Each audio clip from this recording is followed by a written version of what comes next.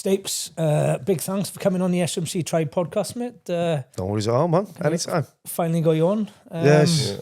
We normally, mate, sort of start these sort of things with a few sort of facts that we sort of know about you, correct? You know, obviously jump out to us if any of them are wrong, but ex-Marine, ex-bootneck? Yeah. Still a bootneck? Former. Yeah. Former bootneck? Yeah, still a bootneck. Still a bootneck. 797 troop, as I found out today for the audience. Yeah.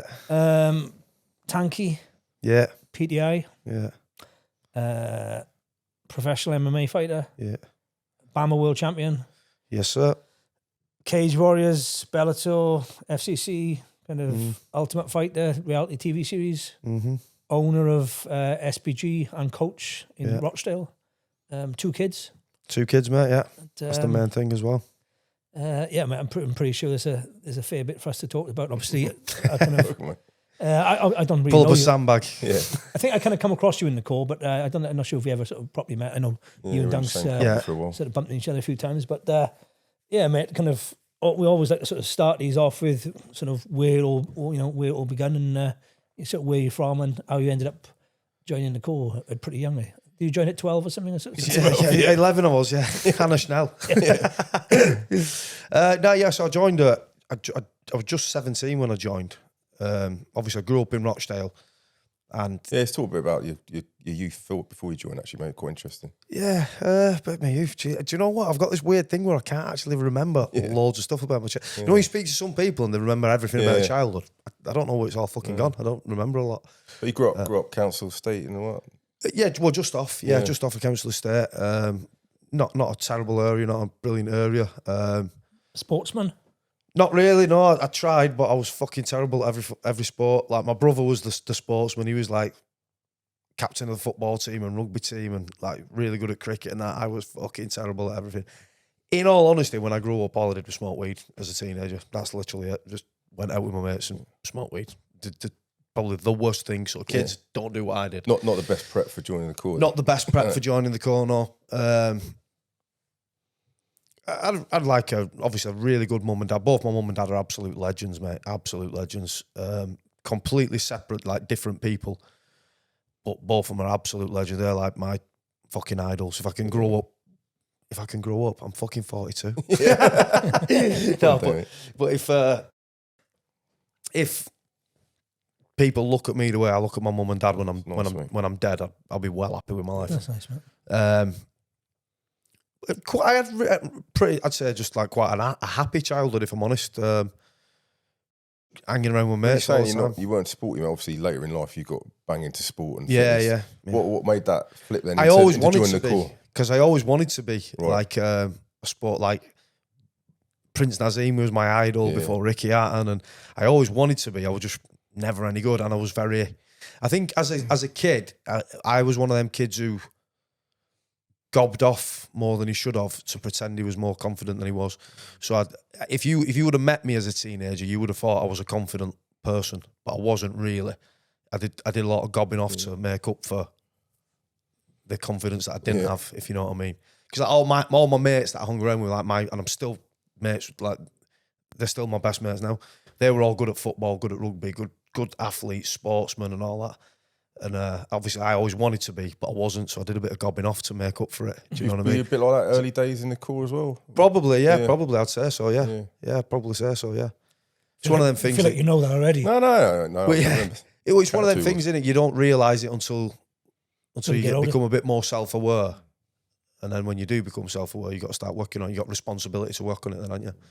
But yeah, probably was, yeah, I'd say so, yeah. What made you think of the corps then? Was that an early memory or? Well, so my dad was in the army, my dad was in the Fusiliers, and like growing up, my dad's group of friends were like my major male role models, if you will. So my dad's got a group of like 7 or 8 friends who they're literally like brothers. They were all in together, they're all from our local town. When we go down to Remembrance Parade on Sunday, that's who I'll be with. I call them my uncles, like they're not really my dad's mates to me, they're like my uncles.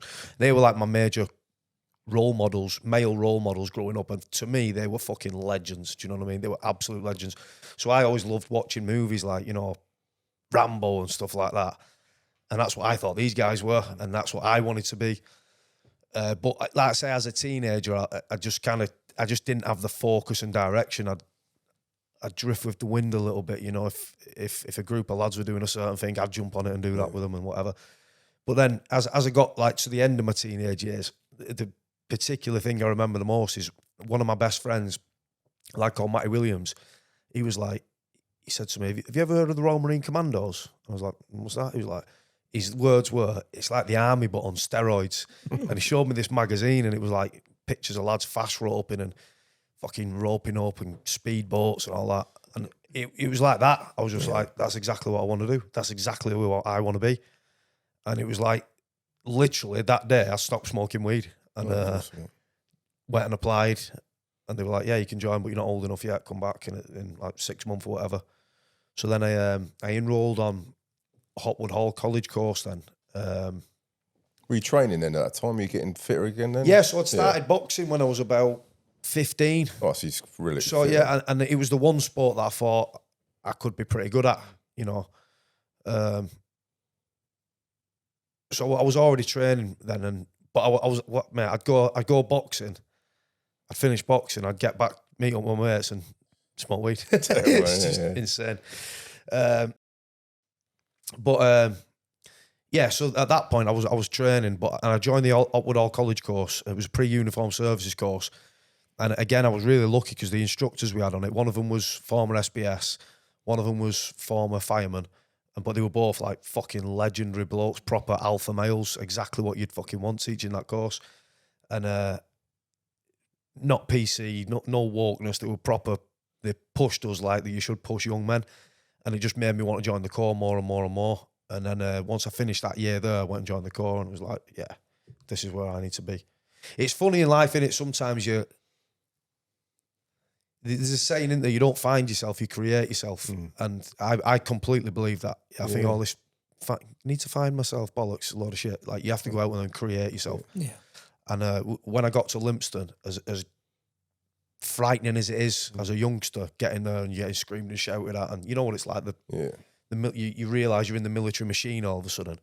Even though all that was going on psychologically, I still was like, this is exactly where I need to be. This is what I want. This is the place for me. Because growing up, I always felt inside me.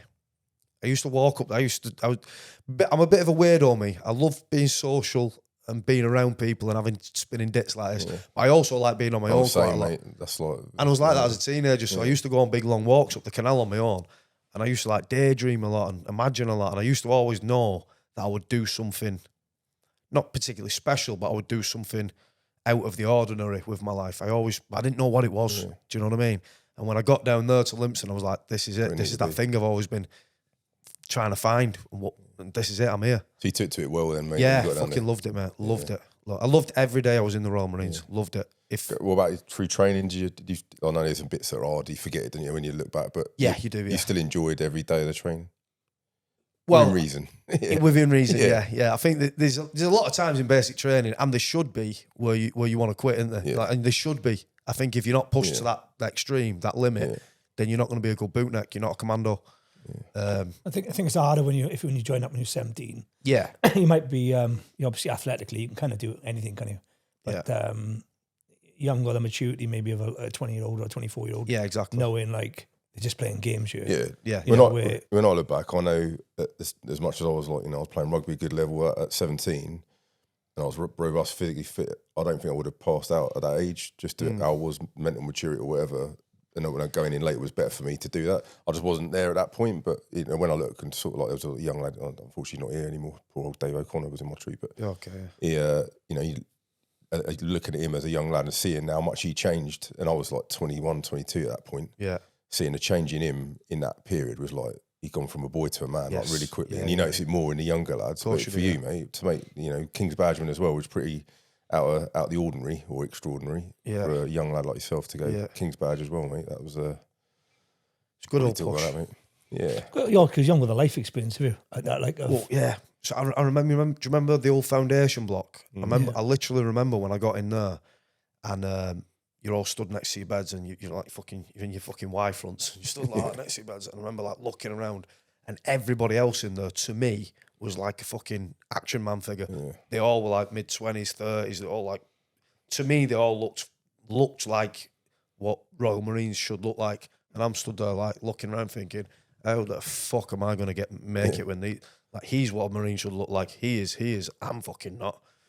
But it doesn't really work like that, does it? No. It is much more about your mindset and your physical robustness than it is about what you look like in a fucking mirror. You know, it's much more about capability than vanity in it. So, and I found that out as the weeks went by, and I feel like for me particularly, and I'm still not good at admin. No, I'm not an admin guy. Not good at admin. Don't like it. Not interested in getting good at it. I've lived my life that way so far, and it's done all right. So I shone better in basic training when we got to the later half, when it was more in the field, because I'm pretty comfortable being in chaotic environments, but I'm not that comfortable sat in an office. You know. Yeah. Obviously, going PTI obviously later in your career, did that have a bit of an influence on training? Was that something that went through your mind even when you're in training? Like, just because for me, the PTI is always one of the biggest influences. Well, my PTI was Dixie Dean. You know Dixie, don't you? And Jen, mate, I've spun this date hundreds of times. Pretty much every podcast I've been on, I've probably spun this date, but I spin it purposely because it's true, and I have so much thanks for Dixie for this. And all it is obviously, first time you meet your PTI, he takes you out and he just fucking thrashes you, doesn't he? Like, takes you out, beats you, fucking lets you know what he's about, lets you know, what can happen to you if you fuck up and all that. So obviously Dixie did that, took us as a troop, gave us a good thrashing, brought us back. And obviously you're feeling like, oh my God, how can I do this for 30 weeks?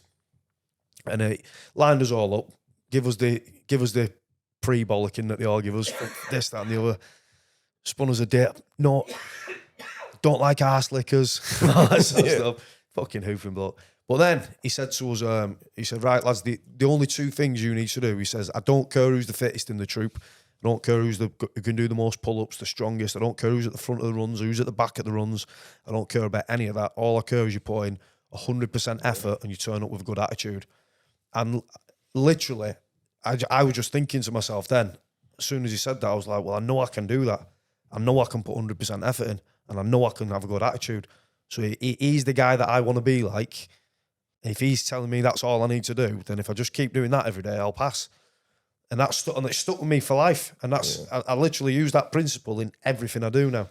I know as long as I show up with the right attitude and I show up and put 100% effort in, and even if you don't win or get the result you wanted from whatever you're doing, you've done everything you could have done. Yeah. I have that chat with my lad every weekend at rugby, mate. Before I was like, I don't, I would love you to be awesome. Yeah. But I don't care as long as you put effort in. That's it. Which is way more important as well, isn't it? Because like, especially as a kid, because you get some kids who are just naturally more athletic or better than other kids. And it just comes later for some. But I'd rather be the kid that has got that mindset to keep going, that resilience to keep going non-stop and working on myself, working on my skills, getting better, who comes third, than the kid who's just naturally first. Because later in life, that naturally first ain't going to fucking cut it. Someone's going to catch up to you. And that kid who's been grafting his bollocks off all his teenage years, he's going to, that's exactly like how, for me, my son is like, he's not the most natural footballer. When he started playing football, he was nowhere near the best on the team. But he's got that mindset. He's out when he's not at training, he goes out in the local park, he's practicing, he's in the gym 5 nights a week, he goes out doing sprints and all that. And it just year by year, he's got better and better and better. He's playing in the Premier League team now. He's captain on both teams. And awesome. He's one step away from getting that influence, mate. It's carrying over. Yeah, I hope so, man. I really hope so, yeah. But he's worked for it. He's fucking worked for it, man, He'll take that, whatever he does in life. That's what I'm saying, yeah. He'll take that way. So now it doesn't matter what happens with football, because that resilience, that determination, he'll be able to apply that to anything, And my daughter's exactly the same. She just, she did like, she went college, same one as me, and she did like business, a T level in business. And then off the back of that, she got offered an apprenticeship at Wilmot Dixon.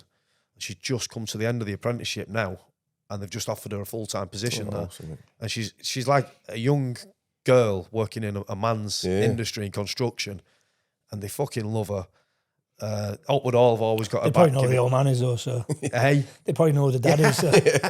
I don't think it's anything to do with that. She's earned everything on her own rights. But they've just offered her a full-time contract now for when she finishes, and it's like Oh, nice, man. all through her own hard work and perseverance and resilience, and absolutely fucking smashing it now. So good on her, mate. Go Right back off my shoulder. Dixie Dean, mate, just to give him a mention. He was the world press at record holder, wasn't he? yeah, he was. Yeah. Point? Yeah.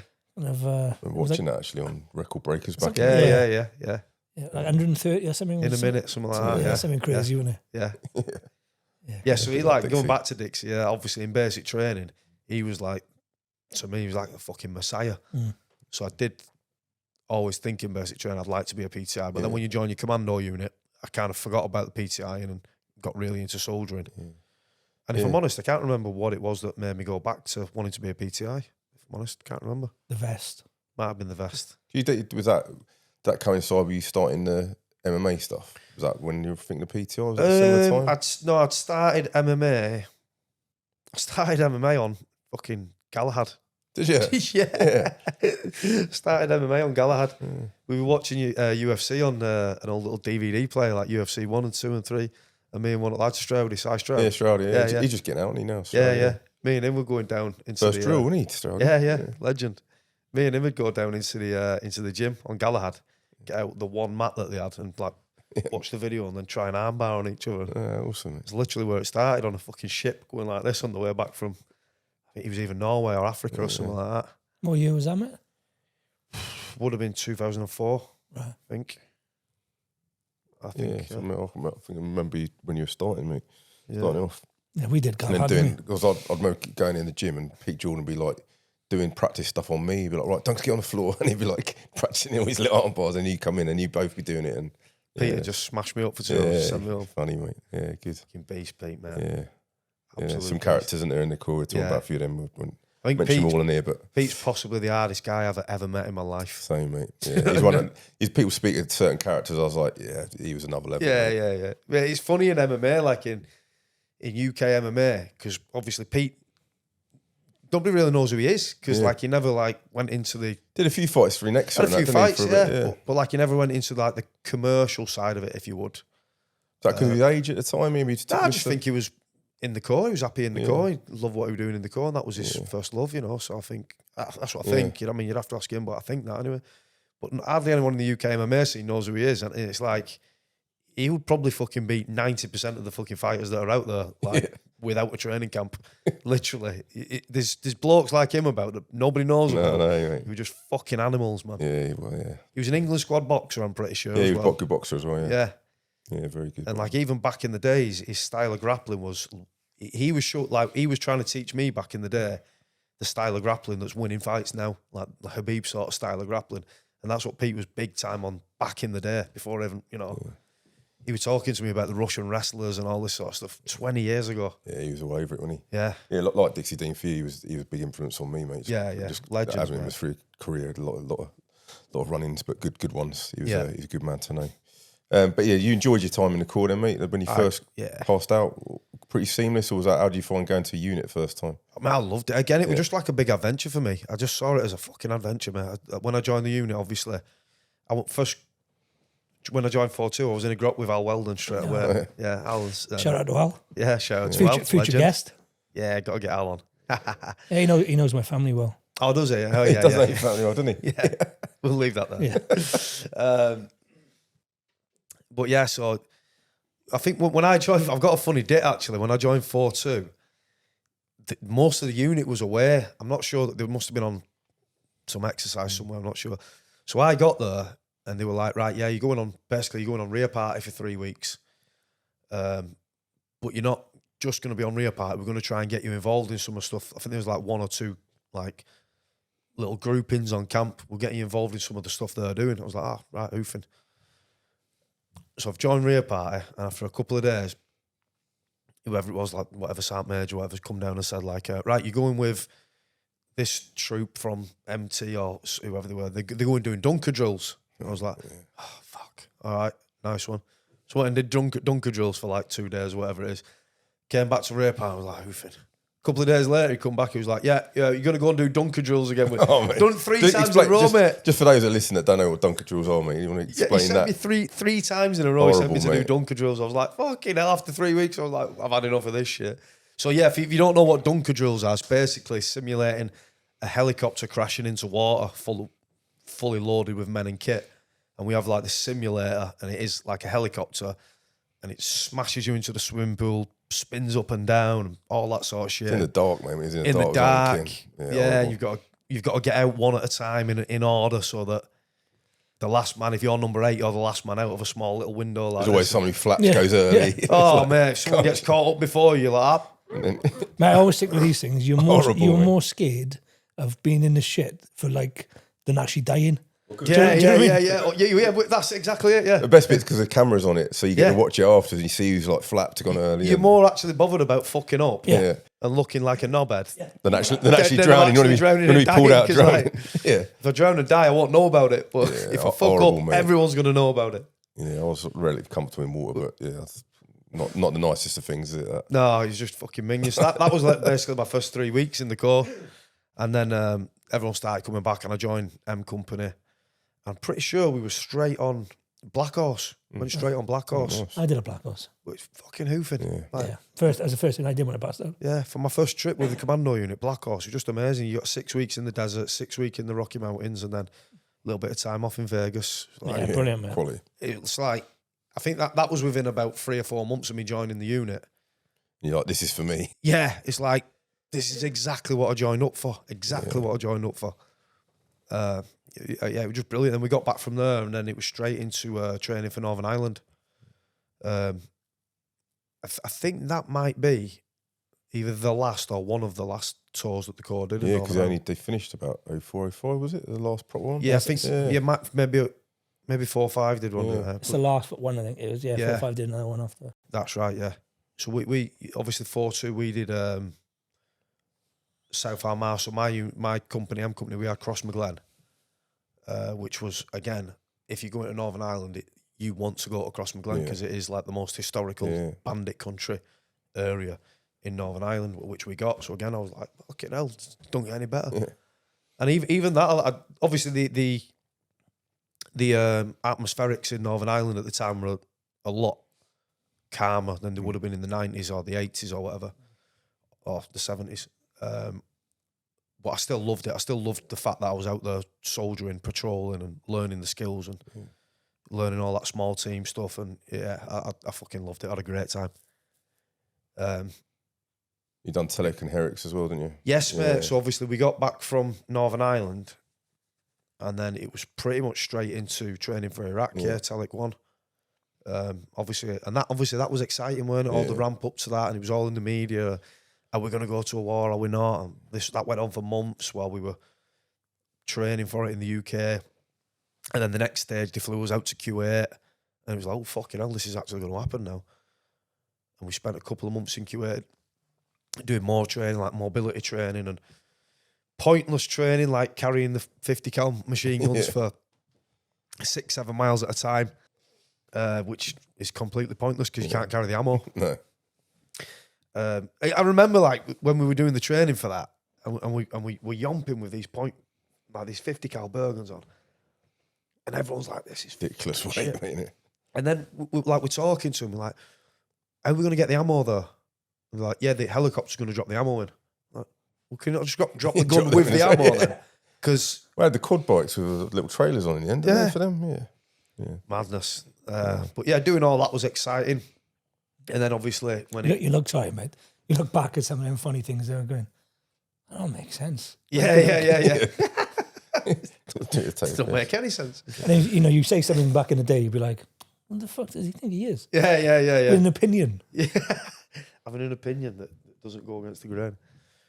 Do any of them tours in particular have any last impacts on you, mate? I'm sure some of them did. I think the first one, to be honest, Telek 1, obviously, because that was the first time us as the British military had invaded another country in a long time.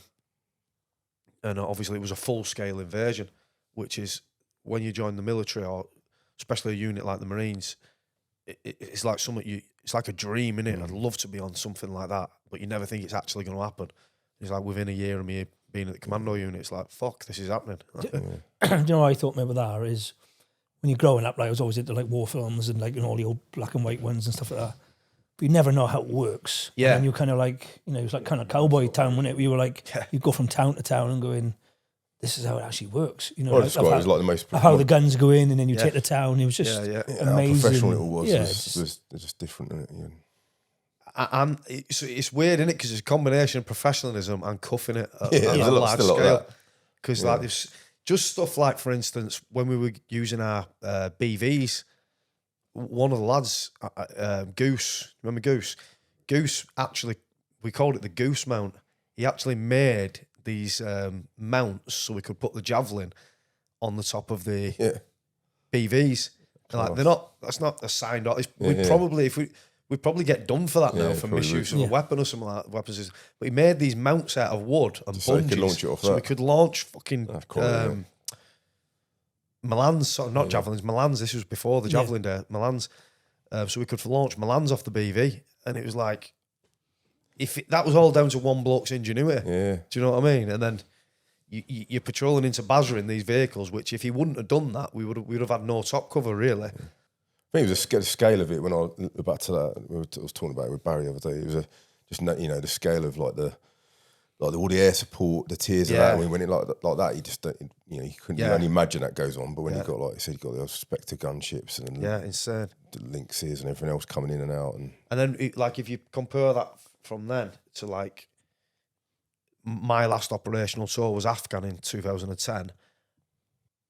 The jump in how good all that kind of side of it soldiering was like massive, even down to the individual bloke. Like when we went into Iraq, if you would have asked me to give a 9-liner or call in faster or something like that, I'd have been like, what?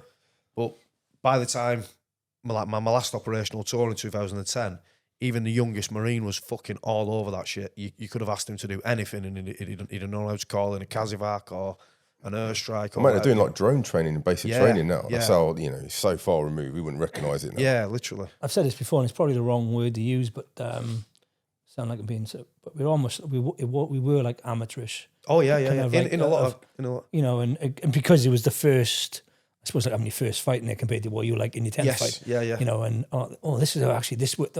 You know, there'll be loads of things that happen going, that don't work in real life. Yeah, of course. You know, and even like the kit and equipment was terrible, wasn't it? It was terrible. Not enough magazines, people didn't have body armour, respirators didn't work. Yeah. Well, we were like in like mixture of different camos. Yeah. And then you'd see the blokes driving the tanks in like the desert gear, and we're like, we need that, mate. You're in a tank, mate. You're all right. Like the jungle one.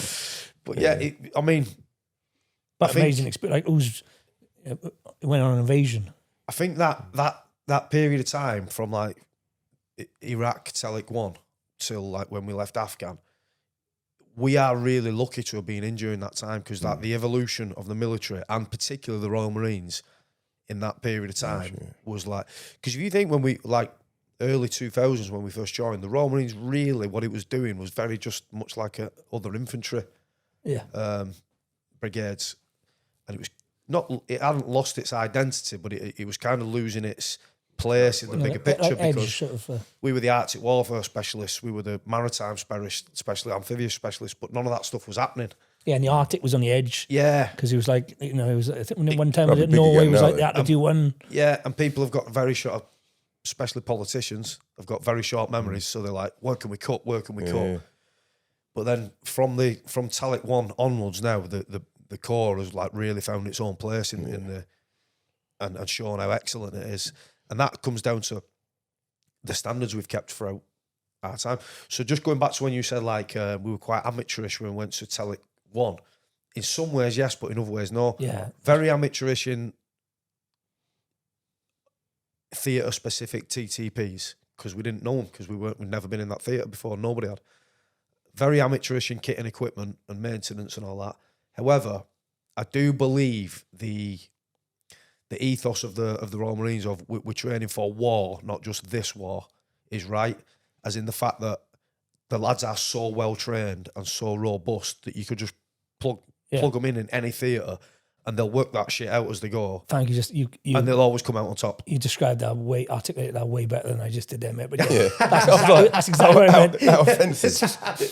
Nah, but That's what bit you out. just said. That's what I said. Yeah, Shit. but I better. concur. It's just a shame we didn't find them weapons of mass destruction and everywhere. Where were they hiding? Yeah, that's something, mate. Yeah, a lot of shit that one. Really.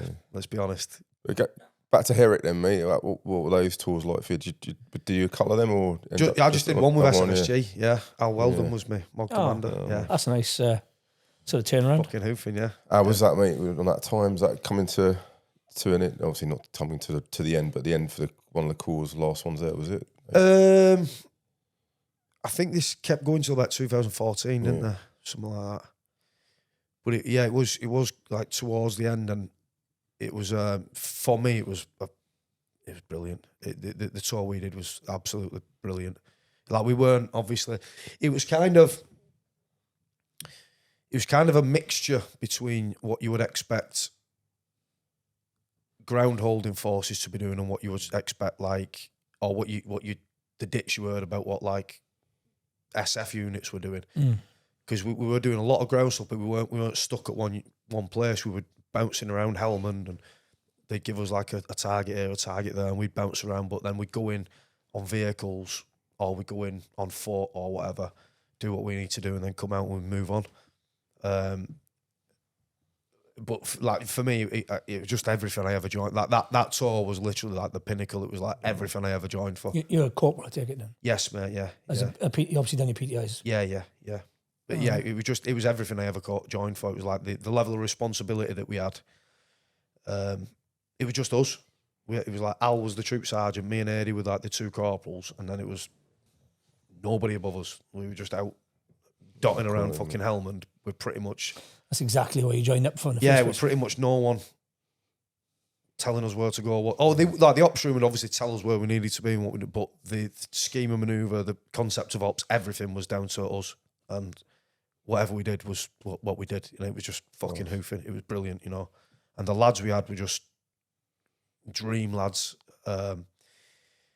Obviously, one of our major roles was to mentor the Afghan Special Forces, or they called the ATF, to show them how to operate when we're gone, kind of thing, which was like Interesting.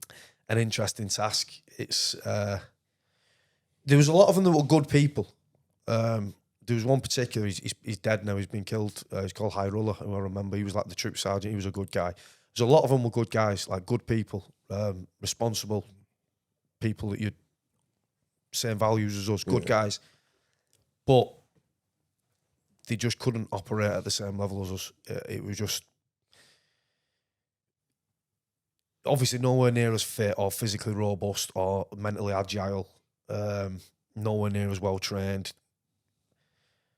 Nowhere near the same desire to be a fucking good soldier as our lads have, you know. Were you taking it for fizz as well? Trying to, yeah, but like, just difficult, difficult. They're just not, and they shouldn't be. Like, to expect these guys to be the same level as the Royal Marine Commandos after they've been soldiers for 6 months, 12 months is not going to happen. But yeah, it was difficult because sometimes you're pulling your fucking hair out. But then on the other hand, you've got to remember these guys live here all year round, you know. So yeah, and their whole culture, how they brought up is in a completely different place than you're trying to. Yeah, it's comparing, you know, apples and oranges. Yeah, it is. Yeah, like, obviously our lads are. Their desire is to be elite, to be like the, you know what lads are like. Yeah. Everyone wants to be the fucking best soldier, don't they? The best bootneck. It's a different thing though. They want to do things the easiest way they can, so they can have the easiest, most comfortable time they can while they're in that theatre. We want to do things the best way we can, so we can be the best operators, best soldiers. It's just a different mindset, you know. Talking about being the best bootnecks then. So what going back to your time in the Corps, I mean, obviously before that your last tour of Afghan, you'd gone on to your PT2 or PTI's course. Yeah. Tell a bit about that, mate, because I know even the selection for that's pretty tough, but in terms of that thought process and why, like, you know, I'm going to go PTI, and then what was that like for me? Yeah, so I can't remember exactly what it was that made me want to go PTI, because obviously I've been in the Corps a good few years. Funny, I was still a Marine. Yeah. I was the first guy ever to do the PT2s course without doing a junior command course. Just doing it first, yeah. Yeah. So you straight on juniors after it then, I'll tell you. Yeah, so the pressure was on. It was like, I got called up to the fucking office and I was like, after I passed, because I passed my PT. Well, I'll jump back a stage. Yeah. When I applied for my 2s course, I was a Lance Jack, but I'm not done my juniors or anything, obviously. And my Sergeant Major was Bo Beauchamp. You know Bo? Yeah. Kettlebell man. Yeah. Good mate of mine, Bo. Fucking legend. And he was like really pushing for me to go on my 2s. So I think he like kind of pushed me in the door when they were like, no, because the rule was you had to be a corporal, you had to have a junior command course under your belt to even go on an aptitude. And I hadn't done any of that. And I think Bo kind of like opened the door for me. He did pull a few strings and got me in there. So I did. And he was like, before I went down for my aptitude, he was like, if you fucking Freddie this aptitude after fucking, I want to fucking fill you in. I was like, yeah, Roger. So I passed the aptitude and then got loaded up for my 2s, and it was dead quick. It was like what was the aptitude like? What that in? So the aptitude, I think it's like 3 or 4 days. It's not long, but it's just essentially it's just a fucking goosing. You just go down there and you just get. It's all the normal stuff, as in like, as soon as you get there, you do a bleep test, and you're told that whatever score you get on this is going to stay with you for the thing. You've got to do your best. So you do your bleep test, and you give it everything you've got, and you're exhausted, and you finish it. And they send you outside, right, go and get a water bottle, lads, you've done well. You get your drink, and then they come back out and go, right, lads, so that was just the warm-up. Now we're going to go back in, and you've got to get the same scores as you got last time. Oh, and you're mate. like, what? And if anyone's ever done a bleep test, you know how hard, like, I know it's only a basic thing, like it's a generic fitness test, but doing 2 back-to-back with like 20 minutes break in between and trying to get the same score, or you fucking, you're getting thinned out. Oh, mate, that's good. I think you didn't get the same score, did you?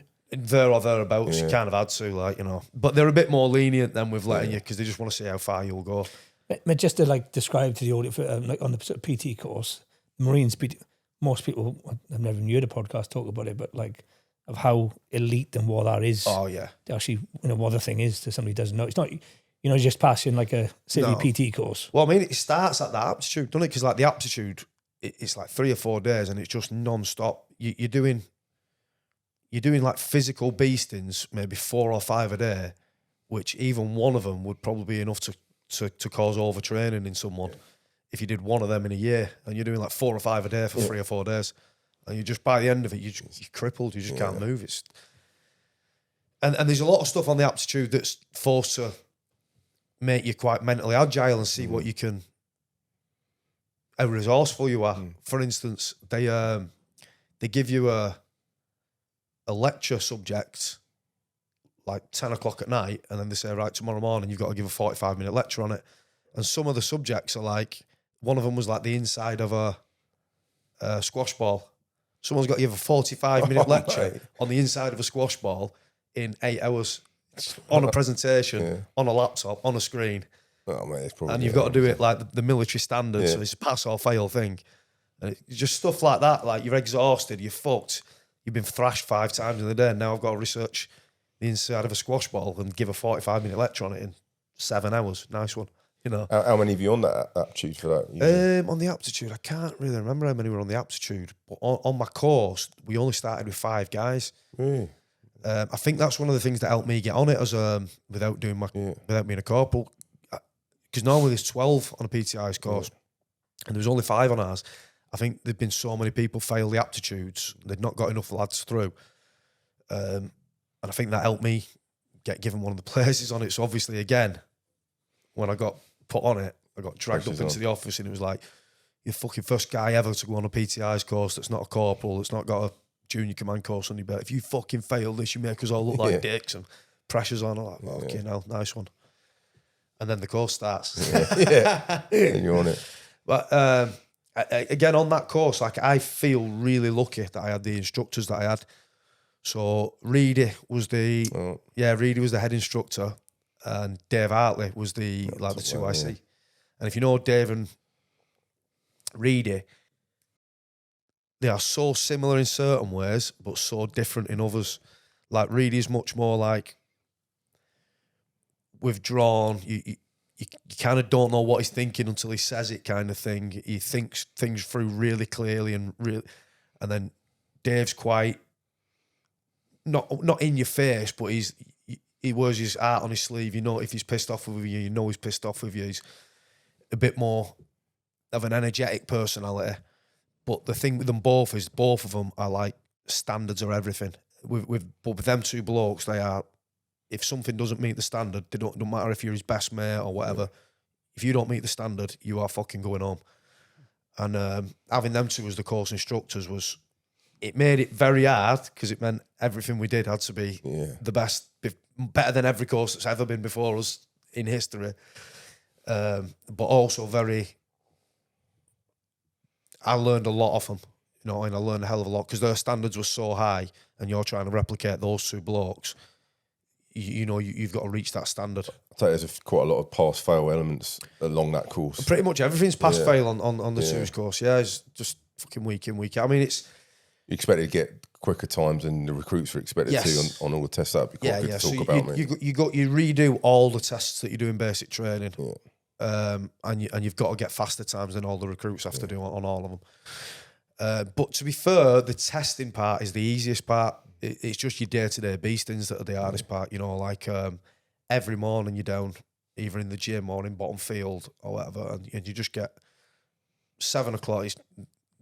The detail is, and the story is every day it's 7 o'clock on the line. That means you stood on the line at 7 o'clock, whether that line's in the gym or it's on the bottom field assault course, you're on that line at 7 o'clock every morning. And you just know every morning you are going to get fragged to within a fucking inch of your life. And you know every morning when you wake up, you got that nervous feeling in your stomach where you can't eat. Like I've had 30 professional fights and I've never had them kind of nerves that I would get every morning before a PT session. Is that the fittest you think you've been, or you different, or just give different kind of fitness? Different fitnesses for different things. I would not be able to pass the PT2s course now if I did it now. I would need probably a good 6 months of training just to get to the start point, entry level of fitness. But when I was on my twos course, I wouldn't have been able to fight 5-minute rounds. Like they turn you to an all-rounder on the twos course. Yeah, the thing is with the objective of physical training in the Marines is it's not about building the perfect athlete. It's about building the most physically and mentally resilient and robust soldier. So if you looked at the PT2's training program that we do on the PTI's course, if you looked at it and you said you were going to give that someone as a training program, you'd look at it and go, kill him. That is fucking insane. Why would you do that? Like, that's not making a good athlete. That's going to kill somebody. But that's not what we're doing. We're trying to weed out the weak and fucking elevate the strong, because that's what that... And people might not like hearing that anymore because everyone's so woke. Oh, what do you mean weed out the weak? Well, we're talking about Royal Marine Commandos, and we're talking about the next generation of people that are going to train those Royal Marine Commandos, so they must weed out the weak and they must be the most resilient and robust and the most... You think the programs are still designed like that now? Do you think it's changed? Well, yes, I think so. I think it's... all the standards are still the same. Look, this one thing that pisses me off sometimes with lads is like everyone looks at the lads that are coming through now and they go, oh, back in my day it was this, it was that. And we had it harder. But every past generation had it harder than the next generation. They used to say that when we were in, didn't they? That's what I mean. Yeah. So like when I was in training, you had corporals saying, yo, you've got it so easy nowadays. And I used to think, well, yeah, in medieval times, they had to carry fucking chain link armour, mate, and fucking swords. So they didn't have vehicles, they were getting around on horses. So what you want to say, didn't you? Yeah. Do you know what I mean? And the caveman could have said that to the medieval guy. Exactly, you know? right. So there's going to be always that. I was on a post recently on and I don't really scroll social media much, but I saw a post recently where he was talking about the fact that in the Royal Marine Commandos, our standards have never changed of the pass or fail criteria. And you had some old boy on there going on about, oh, it has changed because when I did it, you had to wear hobnail boots and we didn't have quilts. We weren't allowed quilts and all that sort of stuff. And I was like, so what? Yeah. Like, if you think having a quilt is the fucking make or break factor between someone being a good fucking commando level soldier or not, then you clearly weren't a good commando level soldier. Because if you had a quilt in your dormitory or not, Who gives a flying fuck? What matters is how good you are in the field when the fucking rounds are coming down at you. That's what matters. The sports science has changed as well, isn't it? Yeah. That's been only talking to other PIs now that, you know, they do a bit of pre-ab and stuff in the training. Yeah. They're trying to prepare lads to be more robust, to not like dislocate their ankles and go over on ankles and do all that stuff. So that, you know, some things have changed for the better for sure. Yeah, absolutely. Yeah, and as they should as well. Like as sports science develops and as we know more about the human body and how it develops, if we weren't implementing them things, then we wouldn't be staying by our core values. Yeah. Like one of our core values is always be first. Yeah. So, like if we're not the first to adapt and bring in these new protocols, then we wouldn't be bootnecks anymore. We'd be stuck. Because we didn't really do weights, did we? When we were, as you went in training. Now you know you just did like 2 sessions in your you know that'd be just a smart thing to like so lads are squatting, deadlifting, just preparing your body for carrying. Yeah. You know, just as I said, it just moves. Well, the aim should always be to, by the end of 32 weeks of training, or whatever it is now, the aim should always be that by the end of that, we are producing the best possible individual commando level soldier we can. So if we're not bringing in protocols to improve that process, then we're not doing what the core's supposed to do.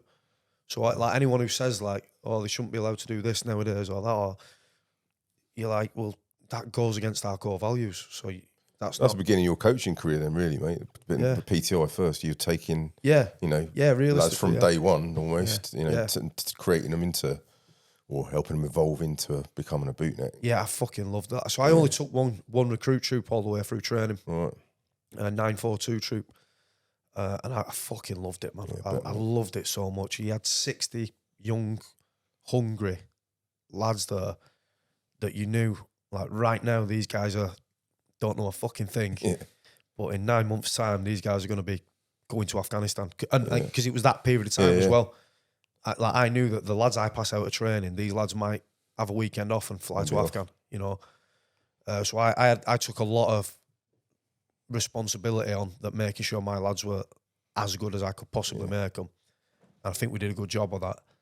And I just loved every minute of it. I just loved every minute of that team camaraderie and that pushing these lads to their extremities. Do you remember how many you got through? You managed to get through? I can't remember exactly, no. 3. Yeah, 3. Yeah. None. Failed them all. Yeah.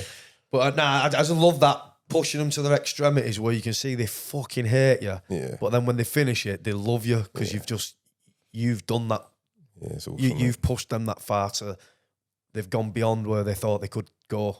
And then you can see every minute of it, they fucking hate you, they want to kill you. And then they get to the end of it and they're like... They're the bits you remember when you look back. Like most training memories, all the things I can only remember are either thrashings and what it felt like at the end of it. It obviously feels good when it stops, doesn't it? Yeah. And like just really impactful things from like a PTI or one of your calls on the training team. They're the bits you remember. Well, they say there's like 2 types of happiness, isn't there? There's like quick happiness where might be someone gives you a gift and you're happy for them few seconds and that. But then there's like, I can't remember the exact terms they use, but it's like enduring happiness where you've done something like that, where the process to get that moment of happiness has been so hard that when you get it, it stays with you forever. So the quick thing, someone gives you a gift, a nice watch, a new car. You buy a new car, you might spend 50 grand on a car and you love it. And 2 weeks later, it's just a car again. But you pass a 30 miler and you get your green beret. Yeah. I will remember that for the rest of my life. There's no car could bring me as much happiness as that ever. Yeah. Just having the memory of it. You could get, you know what I mean? You give me a Ferrari tomorrow and that would not make me as happy as just sitting down now thinking about that day I got my green beret. It wouldn't come close, you know. So when you do look back, it's always like, it's funny, mate. You look at them, the moments at the end. Yeah, good memories, mate. So I suppose it relates how you obviously coaching's your passion now, mate. How you've it's obviously who you are. Enjoying that element of taking somebody from there to wherever you're going to kind of take them. Yeah, that's my thing. Yeah, that's before we get into coaching, then, mate, because that's like the natural bit to where you are now. Let's talk a bit about your fighting career, then, mate. And you sort of talked about how you first dabbled in it, fighting with Stroudy on Galahad. Yeah. And then how you got into it, then to start competing, and you've gone through a number of things to world champ. All that. Well, so there'd be a number of funny stories. Yeah. So when me and Stroudy got back, obviously this was about, I think it was like 2004, something like that.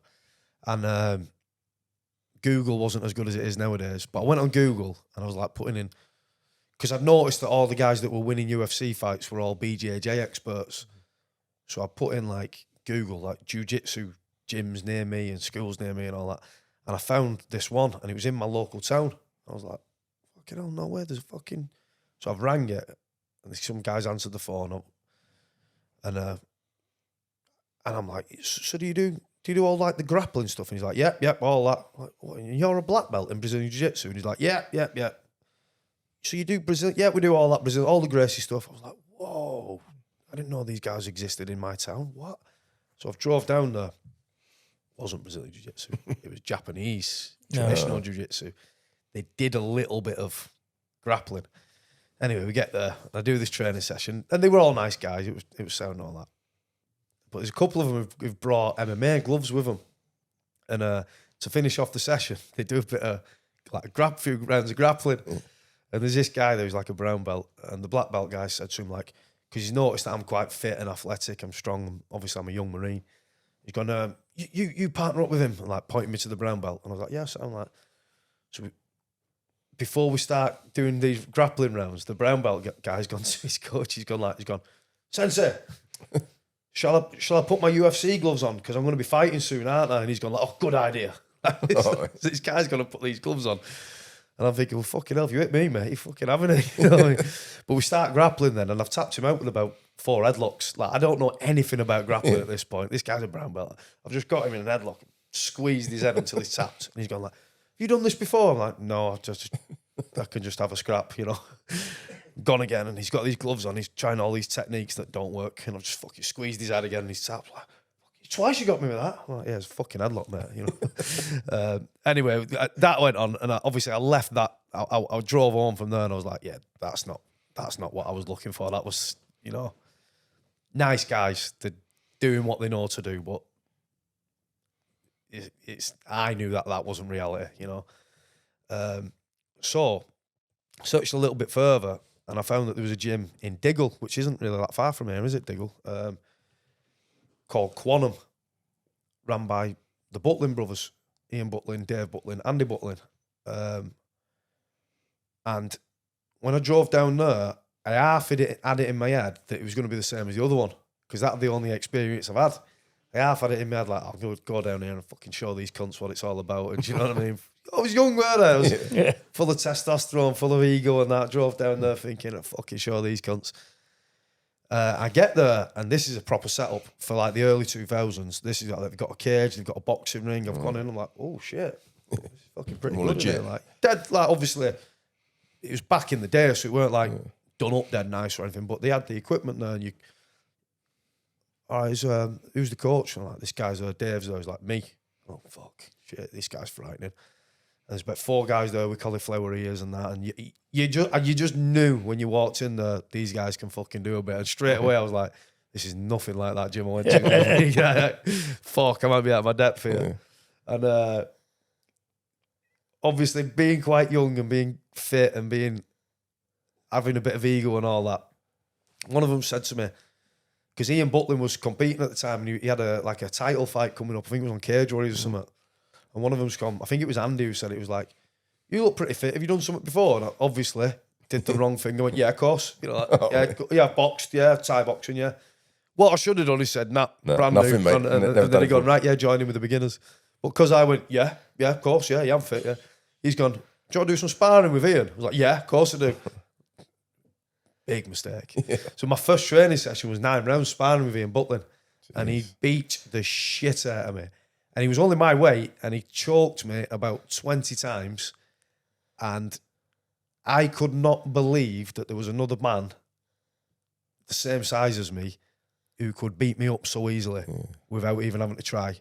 It was like I was wasting his time. You know, I've told him I'm fit and I'm strong and I can fight, and I've done it all right standing up. But the second he got hold of me, he dragged me to the ground. He just strangled. It was like I was wasting his time because he was training for a fight. You know. And I drove home from that, and I just couldn't believe it. I was like, I never thought there was someone. Again, I was young, I was full of ego, full of testosterone. I didn't think anybody would be able to beat me up that easy, let alone someone my own size. Yeah.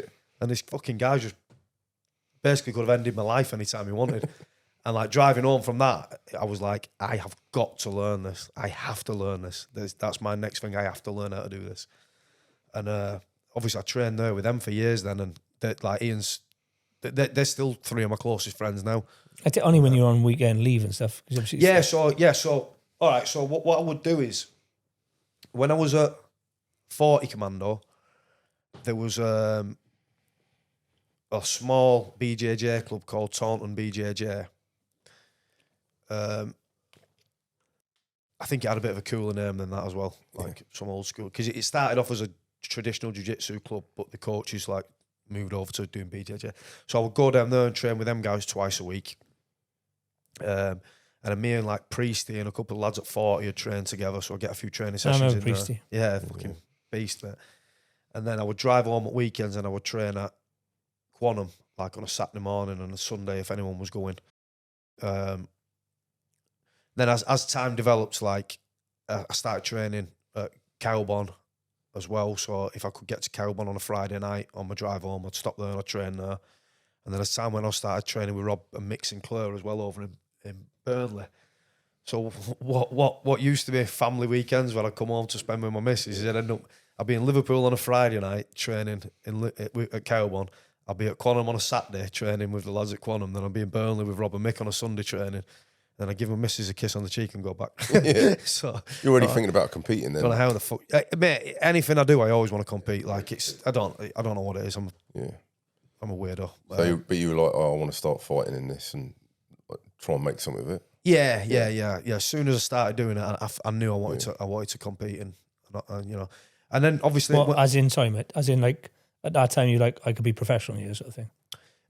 I never thought in them terms. I just thought I want to fight and see how far I can go. Right, I never really thought professional. I didn't really know enough about it, to be honest, but I just thought I'll see how far I can go, But MMA rather than like any particular discipline. MMA, yeah. What draws me to anything, like again, reflecting on myself over the years and trying to become more self-aware, what draws me to doing things is how close they are to reality and how close they are to the most extreme version of reality can be. So like, that's why, like, when I go and do outdoor stuff with my son, I try and make it as fucking on the edge as we can possibly be without dying. Sounded like it was me. Yeah. I don't like going for a nice casual walk in the countryside. Cool, nice and all that, but it's not really for me. I want to go and do something that's going to fucking hurt, When I joined the Corps, that's why when I saw them pictures of people fast roping and shit, I was like, that's what I want. I don't want to be some guy in the army marching around polishing boots. I want to do whatever's. And that's what it was with MMA. It was like when I saw this fighting in a cage was as close to real fighting as possible, but against skilled people. That's what I want to do. I was never really interested in just doing like jits tournaments or this, that, the other. I wanted to do MMA from the get-go, and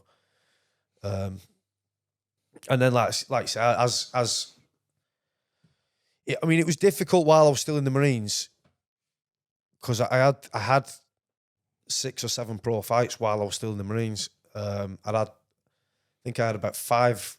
It was called semi-pro back then, but it's like what amateur would be now. I had about 5 amateurs or semi-pro fights, and then I turned pro, and I had about maybe 6 or 7 of them fights while I was in the Marines as well. And obviously, it's difficult because you're in the field one week, you're out the field the next, and you're trying to fit your training in around operations. And it's like double fizz. Yeah, you're doing PT in the morning, but if you want to do something, you find a way. If you don't, you find an excuse. So, mate, I used to drive all over. When I was at Lympstone, I would drive all the way to Bristol to train with Paul Reed and to train with like Italo Ferreira, BJJ, and them guys up there. And then the next night I'd go into Exeter and train at Exeter SDCS with Cy Phillips and Lee Austin and them guys. And then the next night I'd go to Exeter BJJ, and then the next night I'd go back up to Bristol, and then Friday I'd stop at Cowbon, and Saturday I'd go to Quantum, Sunday I'd go to Rob Sinclair's, and then it'd start again on Monday. But I am a big... And I'd get up early in the mornings because I never had a real striking coach then. Up until Pete Jordan took me under his wing. But I would get up early in the mornings because I didn't have a proper striking coach. I would watch DVDs like bass routing and stuff, and I would go and do the drills on the bags or in the squash courts, watching my footwork in the mirrors and stuff. And then I'd have PT, and then I'd do that, go and train at night time, and then I'd get back to camp at about fucking 11 o'clock, midnight, go to sleep, get back up at 5, 6 o'clock so I can go back in the gym. And that was me. Even financially, it must have been hard, mate, when you're on like £1,000 a month. Yeah. But this is what I mean. Like, this is why I'm big on that saying, like, if you want to do something, you'll find a way. If you don't, you'll find an excuse. And like, there is so many people nowadays, because MMA has become mainstream and it's kind of a cool thing to do. There's so many guys that'll say that they want to be a fighter, but don't throw that commitment out. and then they train twice a week or 3 times a week. And I'm like you I don't think you understand what being a fighter is. What you mean is you want your picture on a poster so you can tell people you're a fighter. No, that's not being a fighter. Being a fighter is fucking showing up, finding a way to show up regardless, and fucking training your ass off regardless. Don't matter if you're injured, you're tired, you know, there's always something you can do, and you should always be on the mats if you want to be a fighter. If you want to be a hobbyist, do what you want. Train once a week, whatever. It's better than nothing. But if you're saying you want to be an MMA fighter and you're not ready to like commit the next 10 years of your life to it, you just don't kid yourself. That's not who you are. You're not that guy, and that's fine, because not everybody is. But you know, so many people like that nowadays, and it's you got to kind of, as a coach, you got to kind of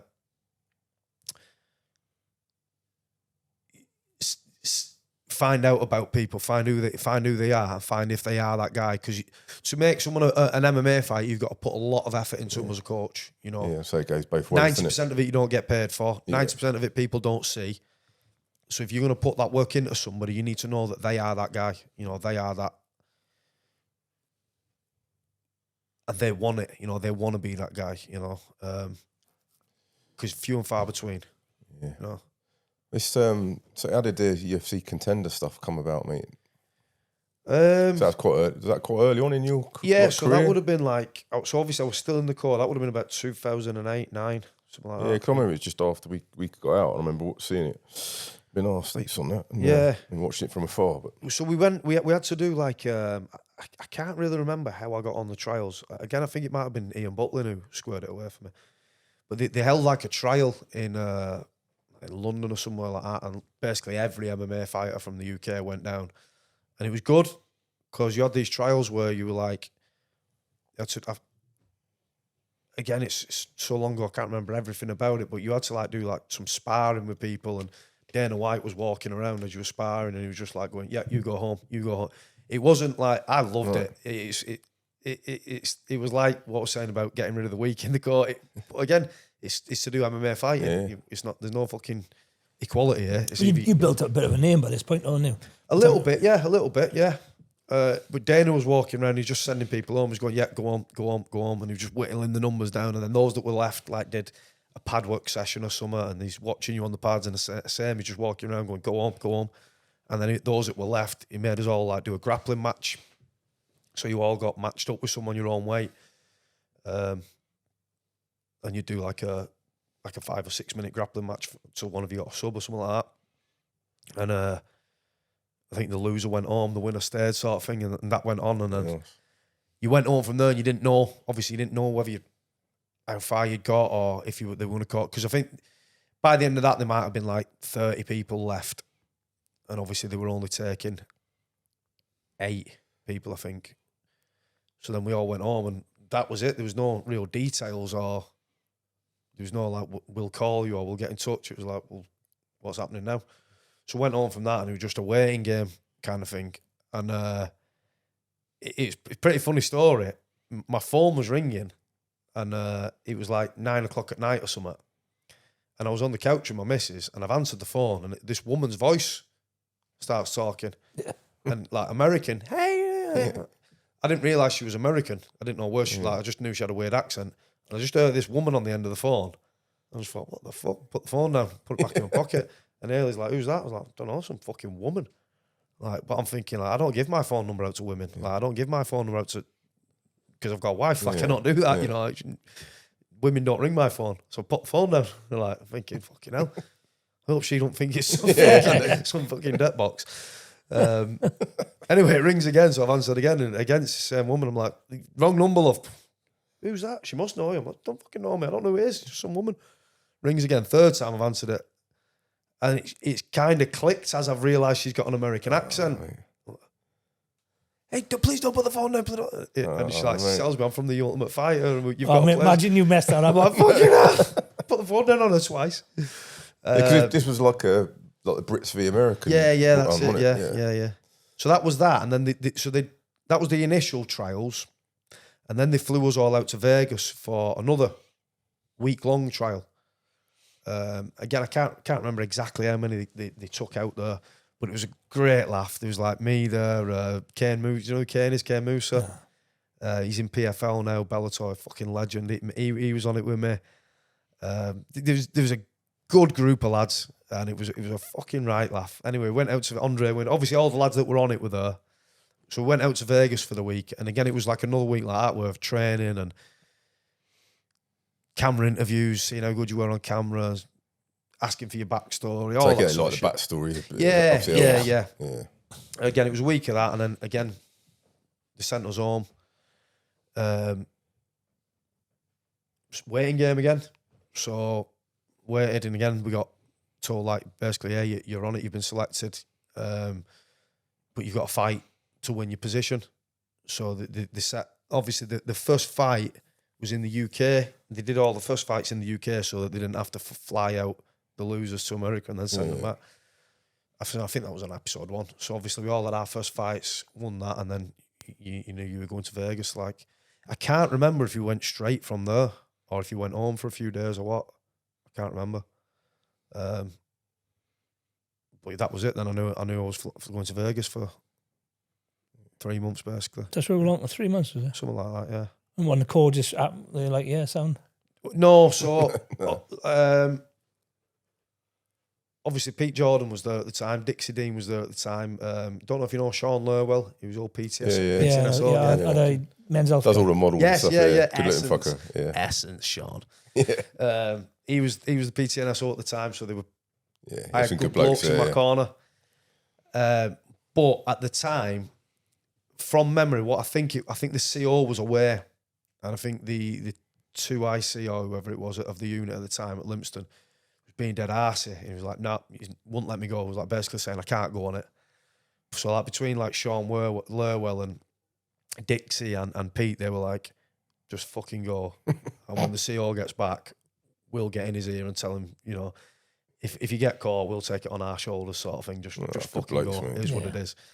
So I just went and turned out all right because by the time the CO got back, them guys had squared it away. Yeah.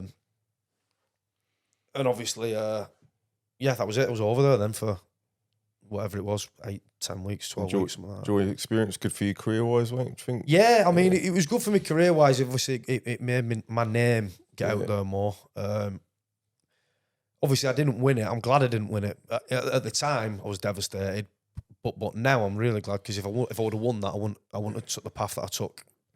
Yeah, because you like I remember watching that fight. The lad obviously lost it. He just got caught out on saying that you wouldn't normally get caught out on, wasn't it? Well, yes and no. I mean, unusual. I don't really believe in that you just get caught out in a fight. I don't believe that. You make a mistake, and there's always the reason I say that is it's too easy to say, I just got caught. Yeah, I know. And there's so many lads do that. They lose a fight and they go, I just got caught. But what that's basically saying is, I didn't do anything wrong. I don't need to make any adjustments. So I don't believe in that. Like, he went off to have a pretty big career anyway, didn't he? He had a few. I should have beat him. I'm a much better fighter than him. But yeah, that's what I meant. Mate. I get you. Where I come from. Like people were expecting you to win that. Yeah. I just didn't perform. I didn't perform, and it's good that I didn't perform because now I know what that feels like. What was the house stuff like? Weird. So they want you to misbehave, didn't they? Yeah, so we had a really good set of lads on both teams. So the Team UK lads, fucking solid, man. Love them guys. Even the USA guys, they were really solid, good guys. And I feel like because we all got along so well, the TV company didn't really like it. Yeah, they want to cause because some they want conflict, drama. yeah. They Yeah, want of course they do. they want chaos, mayhem. They want stuff that's going to make. And when you're pissed, they want you. Yeah. So they do stuff like they'd fill the fridge full of beer and stuff like that, and they wouldn't bring your training kit. And they had the few times where they got us all into the main room and they say, guys, you're not showing your personalities enough. We need you to do more of this, more of that. And you lads are like, well, I am showing my personality. I'm just fucking being myself. It's what Dana wants as well, mate. If I do what you're saying, then I'd be doing what you want. You know? So it was a bit weird at the house. It's like when you're at the gym, it's dead professional. You're treated like a UFC athlete. When you're at the house, you're treated like a reality TV show. So it's weird. Yeah. It is weird. And it's just like loads of weird things like you're not allowed a newspaper, you're not allowed any media, you're not allowed a TV, so you can't know what's going on in the outside world. Even down to they used to cover up the writing on like the cereal boxes so you couldn't read. So you had no. I know, like wait, and I'd be like, it's fucking weird. It's mad, isn't it? I know, but it was good. It was a good experience. I'm fucking glad I did it. What was Bisping like? Bisping, top boy, man. He's Yeah, like it's pretty awesome to be not. He's like one of the Bisping. Yeah, he's obviously one of the biggest British MMA figures, isn't he? Like to yeah, but do you know, so I would always say this, like, and he'll probably agree with me on this. He's not made to be a coach, Bisping. He's just not who he is. He's too fucking out there and loves doing his own thing, and he's, you know. But it was good to have him as our coach because he was good banter. He was like being with the boys, and he made it like the boys. You know what I mean? He didn't do most of the coaching. He let Mario Sakata and Dave Jackson. He let them do most of the coaching. He kind of dipped in and out of it. He trained with us some days. Some days he'd turn up absolutely shit versed. You know, it was a good laugh. It was good having him on the. I did like a meet and greet signing thing with him once. A few years after The Ultimate Fighter, it was like an MMA expo, and there was like me, Ross Pearson, Bisping, someone else, I can't remember. I've got a picture of it, and I've got my son was a baby, so I've got Jensen there with me, and he turned up late. Right, this is just classic Mike Bisping. He turned up late. We were all sat there signing autographs and all that. Bisping's turned up late, and he sat next to me, and as soon as he sat next to me, he's got shades on, and I could smell the fucking booze on him. Like fucking hell, Bisping. And he's got a bottle of 7-Up. He's opened it. He's gone, smell that. I smell it, just pure vodka. Fucking hell. And he's literally leaned over. He's gone, you know what that is, Stapes? I've gone, what, mate? He's gone, charisma. And I was like, it fucking is as well. Like proper gold standard Bisping. Turns up late. Turns up shit faced, got a bottle of vodka with him, and nobody else knew a fucking thing. He's just like signing autographs, then happy, yeah, autograph, yeah. Kept looking at me going, charisma. This is like a fucking legend. But that's what won him a world title. Like, you look at Bisping, and again, he'll probably agree with me here. He's not the best strikers in kickboxing wise. He's not definitely not the best wrestler. He's definitely not the best grappler. He's not the most athletic. But he's a guy who will work his fucking bollocks off. Like we said earlier, 100% effort, always turns up with the right attitude, and he's got that fucking drive and that charisma. And he done it with one eye as well. Done it with one eye, mate. Yeah, and he ended up the UFC middleweight world champion. Yeah, crazy, mate. If you were to set up a lineup of like 20 people from the middleweight division in that time period and said which one's going to be the world champion, nobody would have picked Bisping, and he fucking did it. Yeah, all awesome, through mate. grit, determination, resilience. Fair play, mate. Legend of a man. Fucking legend of a man. I see, those are the guys I really like. Yeah. I'm not into the guys that are naturally skilled. Yeah, not show ponies, are they? Just it's cool, like that. It's It's brilliant, don't get me wrong. Yeah. I fucking love it if I had half the skills, like, but I just love the stories of them sort of guys. He's from around here, isn't he? He's from Clitheroe. Oh yeah, that's right, yeah. Yeah. He was a DJ before he started fighting. Yeah. Funny, mate. So mate, obviously you decided to leave the Corps after this, I presume. So no, I did the Ultimate Fighter, came back to the UK, and I actually got Dixie Dean got me offered quite a big sponsorship deal. I actually spoke about this the other week on a different podcast.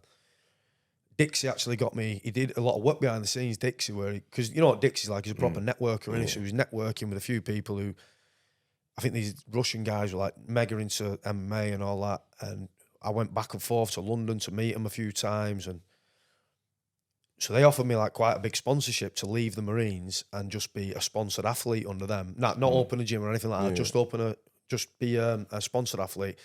And they were going to like pay me quite a good wage for 3 years, good sponsorship, so I could just focus on fighting and see what we could do. And that was my plan. I was like, yep, I'm going to do that. But then that was when I got offered to go to SFSG. Right. So they came and they were like, do you want to be one of the section team leaders at SFSG? And they've got a tour of Afghan coming up and blah, blah, blah. And I was like, oh, yeah. That shows the man you are. That's what I joined the Corps for, to fucking go and do that sort of shit. So then I had to ring Dixie and say, like, Dixie, all that work you've just done for the last 6 months, and all these meetings you've had and all that shit you've just done for me, I'm going to have to turn it down. But again, just shows you what sort of bloke Dixie is. He was just like that to me. Yep, no probs. I get it. He didn't put any pressure on me. He didn't go like, fucking hell, mate, I've just done all this work and spent this hours and all that. He was just like, nah, I get it. That's what you need to do. He's still coming. We fight Dixie. We saw him. One week on scene. Still really close with Dixie. Yeah, so caught him up with him.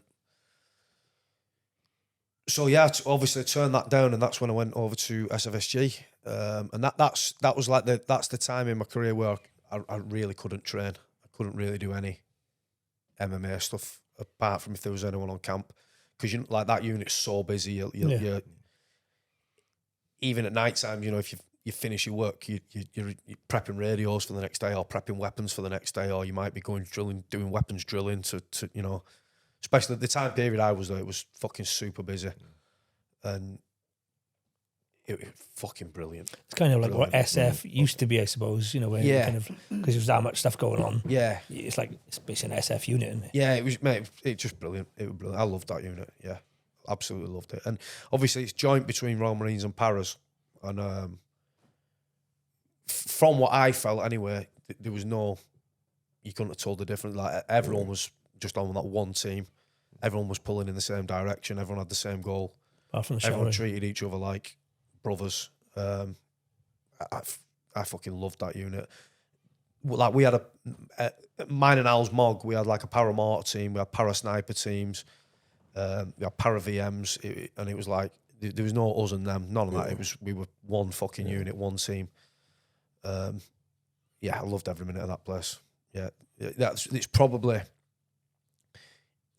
my favourite period of my time in the Corps, was being at SFSG, yeah. Is that where you finished off down there?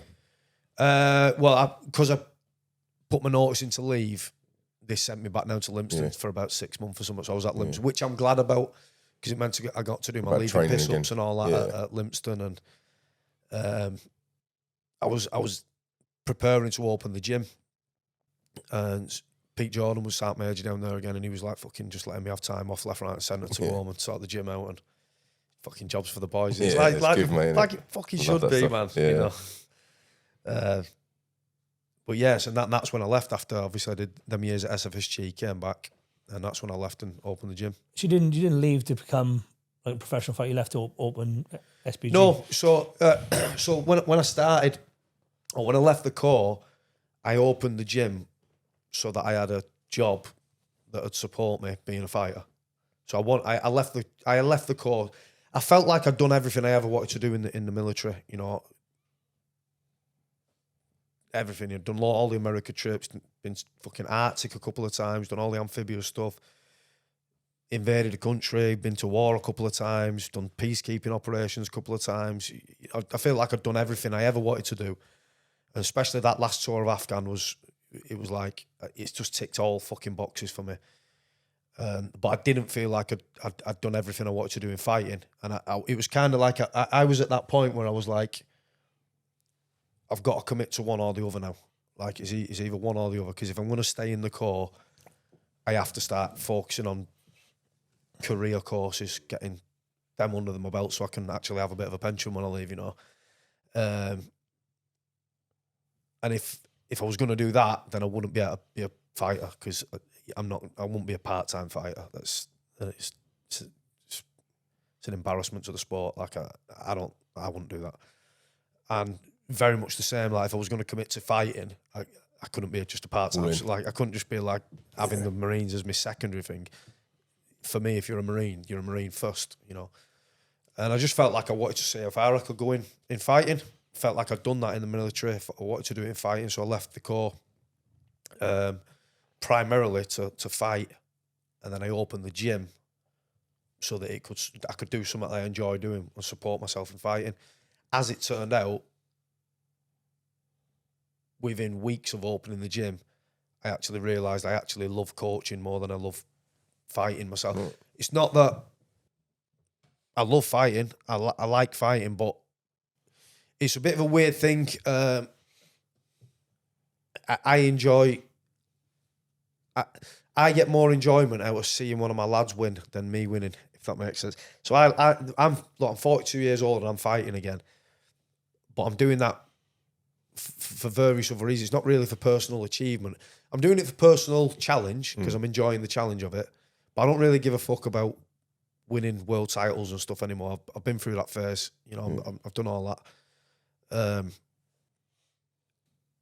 But I get more enjoyment out of getting a lad who's started day one with me, who doesn't know a fucking thing, and then 6 months, 12 months, 3 years later, he's winning titles himself. Yeah. I enjoy that more. Yeah. And it was like a few weeks after, or a few months after opening the gym, when I started to build a team and I was starting to see lads progress, that I actually realised, fuck, I'm actually, that's where my love is actually in coaching people, and fighting's more of a secondary love, if you would. I take it was straight SPG gym straight away, which is part of John Kavanagh. No. So we opened up, me and a couple of mates opened it up as it was called Full Contact Performance Centre. And we had like a commercial gym in there and a martial arts bit as well. And then we affiliated with SBG in about 2014. So it was about 2 years after we opened it.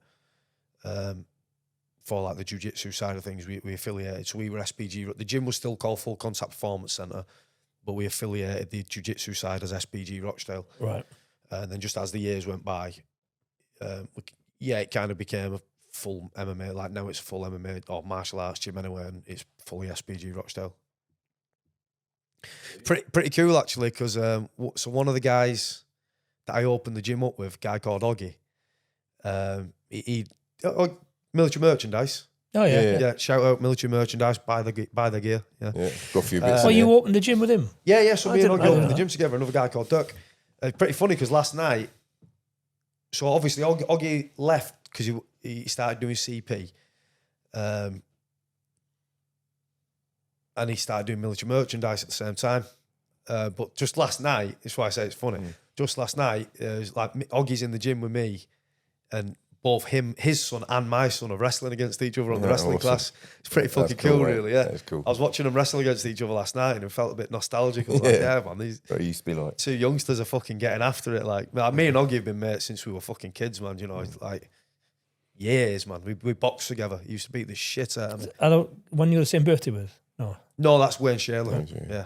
Shout out to Wayne Shaler as well. Legend. Give a few shout outs in it. Me and Oggy grew up together. We were mates as kids and all. Like we used to box together. Like Oggy was a fucking good boxer, man. He had like 90 odd fights, Oggy. Blimey. Boxed for England, boxed all over the world. Like good boxer, Oggy. Because he's met with Jules as well, isn't he? Yeah.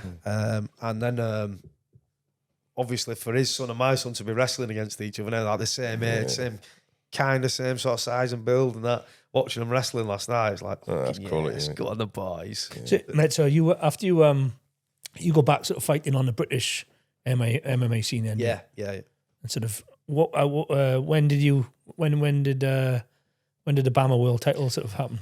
So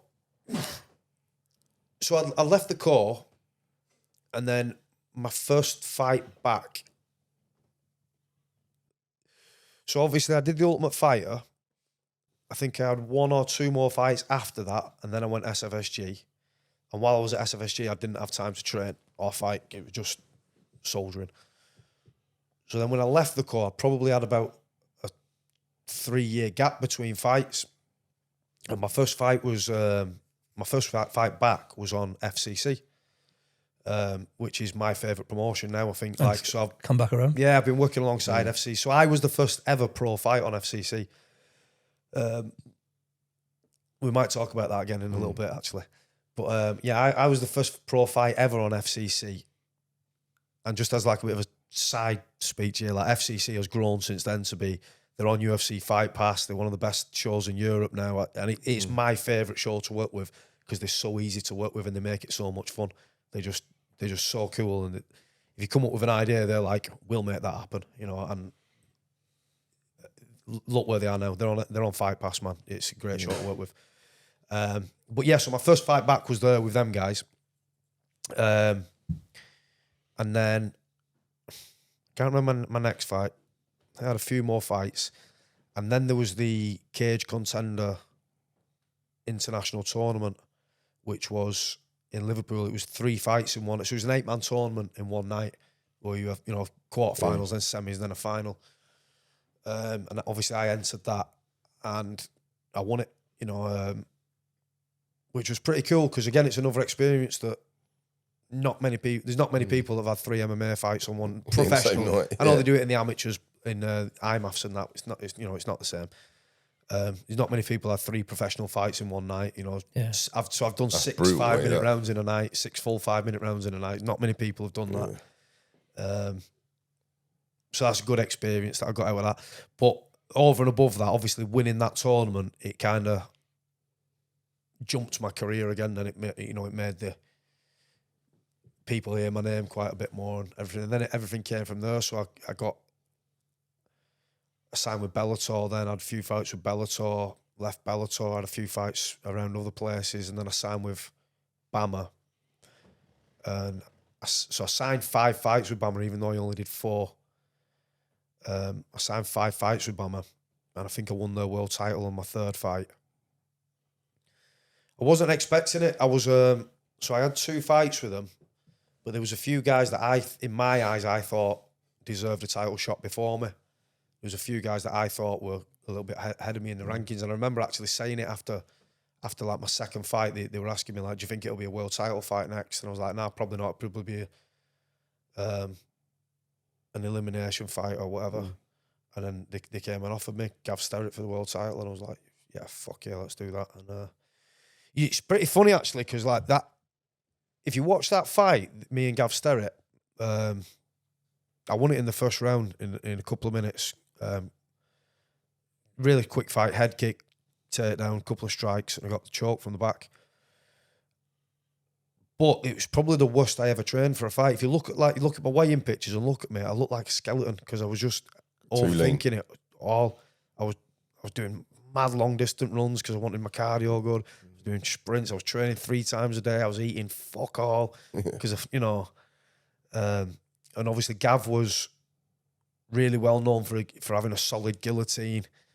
So I was doing loads of guillotine defense stuff, and then he was well known because he was one of Rampage Jackson's training partners, and he had really good Thai boxing. And I overthought it all too much, and well, I mean, not too much because I got the result. Yeah, I got the result.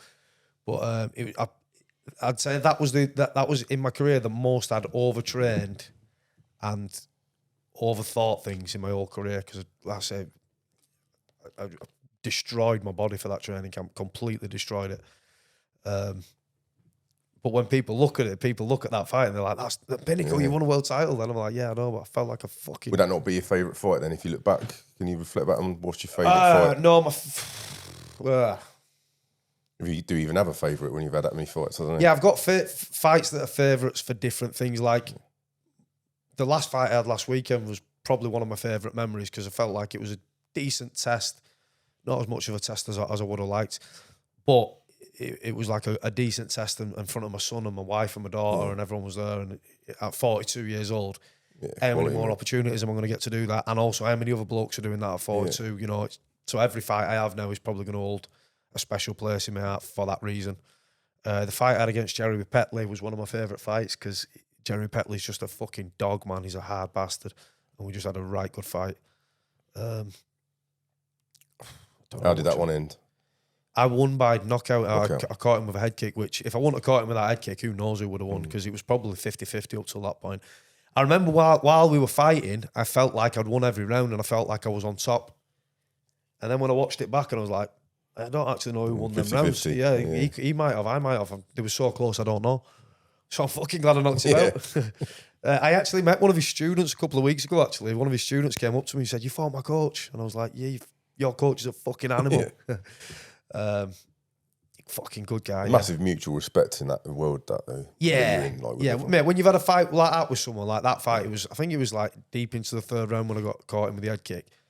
It was just one of them where we were both just attritional warfare, going at it, not really being very strategic or technical. We were just both going for the finish. And that's what attracted you to the sport? Exactly, yeah. And I'd reason. land 3 or 4 shots that I knew were good shots, and it didn't faze him. And he landed 3 or 4 on me that he must have thought were good shots, and it didn't faze me. And it was just a great venue in Blackpool Winter Gardens as well. Load of bootnecks there. So just another good.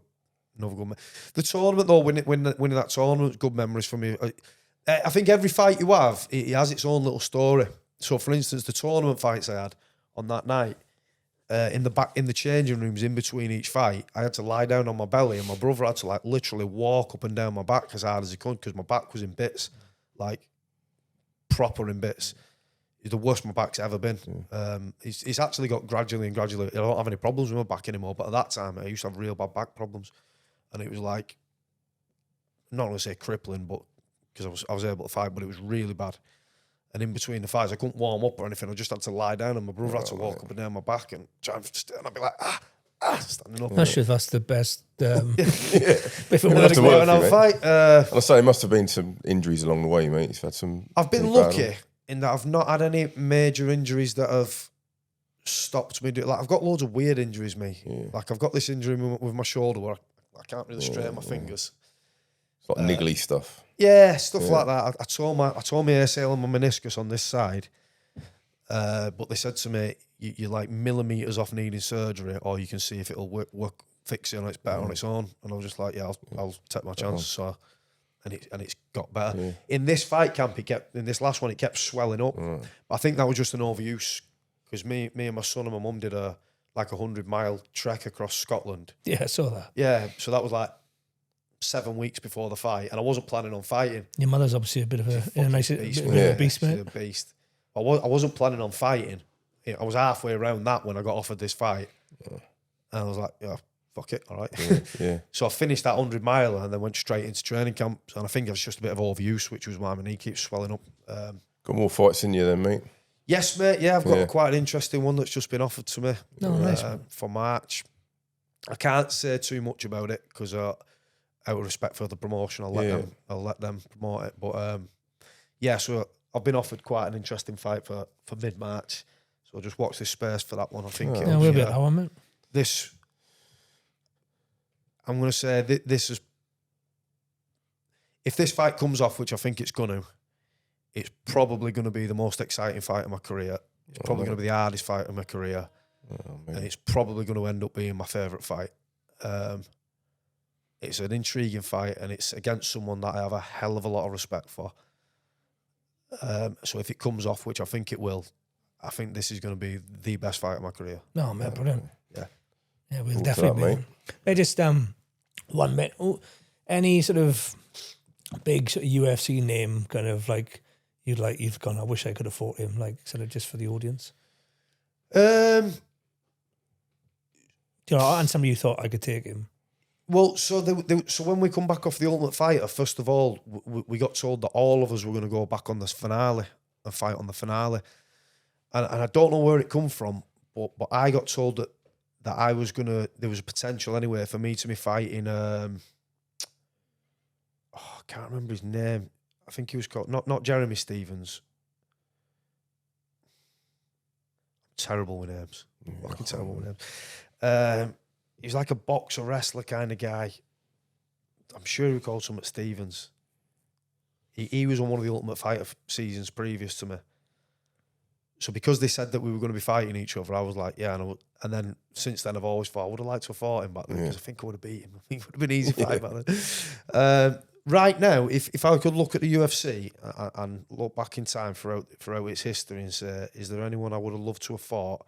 If I'm honest, it'd have probably been BJ Penn. I'd love to fight BJ Penn because I would love to the fit version of BJ Penn. Yeah. he would have beat me. I'm not going to say that he wouldn't. He's pretty good, wasn't he? He'd strangle me because he was pretty good. But I would love to fight him because I would love to actually get in the cage with him and feel that level of skill that he's got in them different. Because BJ's a weird fighter. His boxing looks sloppy and sluggish, but it's actually phenomenal. His jiu-jitsu is obviously phenomenal. His level of dexterity for his takedown defense is unbelievable. The kind of intensity he would bring was unbelievable. So if I could go back and say, let me fight one guy, it'd be BJ, because I'd like to experience what it's like to compete against that guy. And I think you'd have to knock him out or gas him out to beat him. But yeah, probably BJ. If I could fight one person, BJ Penn. Yeah, he's considered one of the greatest, isn't he? He was good. Phenomenal, mate. It's such a mad thing as well, because he had like times when he was proper on it and he was in shape, and then he had times when he was turning up to fights and you could tell he just not even trained for him, you know. It's quite sad actually, some of the stuff he's putting out now, though, isn't it? Kind of, very. Yeah, I think he's fucking nuts, if I'm honest.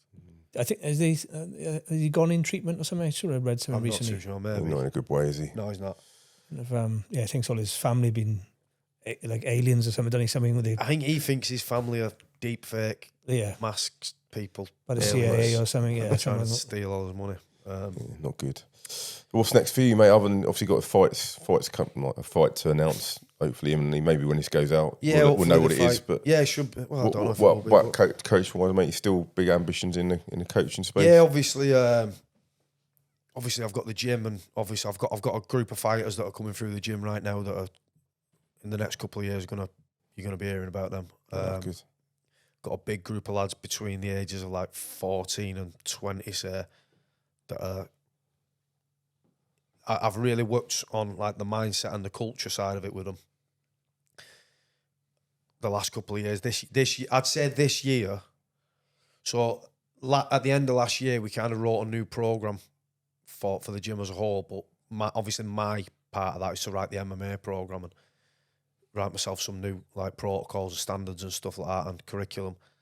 And I'd say this year has been the most I've seen a group improve in a 1 year period since I started coaching.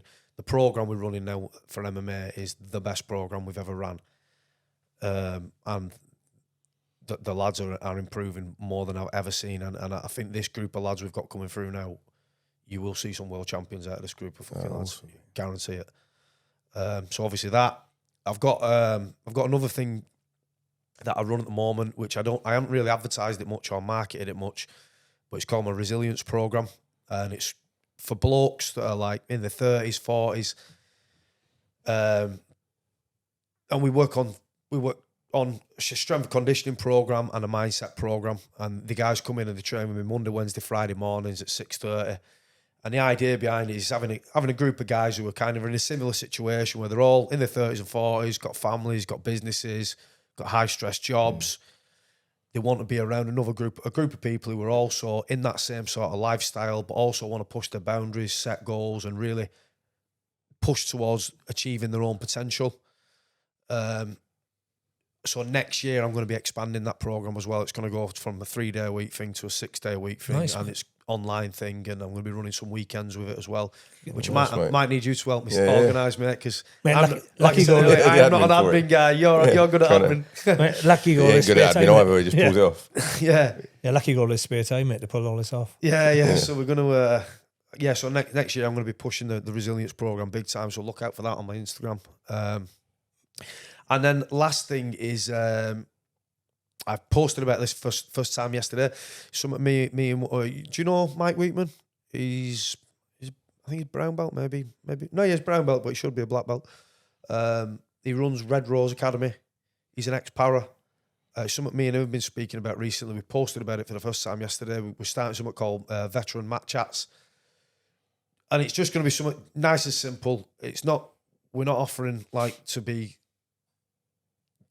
like psychiatrists or anything, but it's just going to be for ex-forces guys who can come together, do a bit of training, bit of rolling, get outdoors, go on some yomps, all that sort of stuff.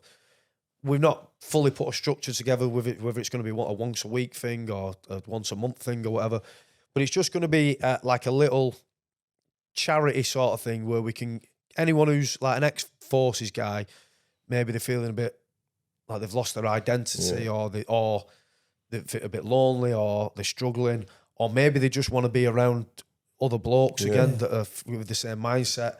We're just putting something together that's going to involve both grappling and outdoor stuff. Of course.